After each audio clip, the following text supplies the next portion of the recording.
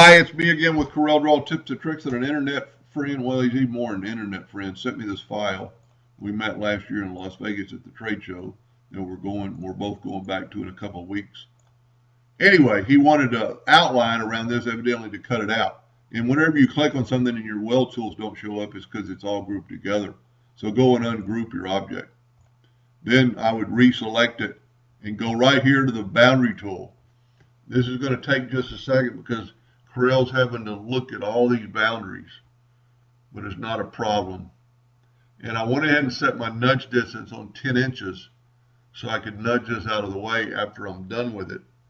So that's a pretty important step to do. Now I can nudge that out of the way. Now that doesn't look like it would contour, but it will. So then go to Effects, Contour, and we're going to contour 1 inch to the outside with red hairline. And I'm not sure why this is black fill. It might just be your settings. And 1 inch might be too much, but you can always correct that by going backwards. And this takes a little bit of time because Corel's having to look at all this stuff.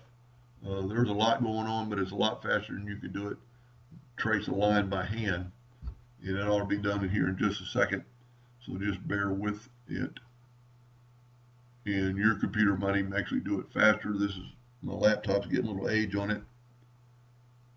And I've got a lot of files loaded up. Might have used all my RAM up or whatever. I'm not a computer person. Now, go and break contour apart. Now this contour is ridiculous.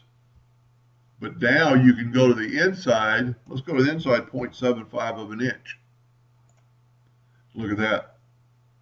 Go to Arrange, break contour apart, get rid of that outer contour, and just kind of look around. I see two problems immediately on both sides. But very easily you can take the shape tool and get rid of that node. And get rid of that node.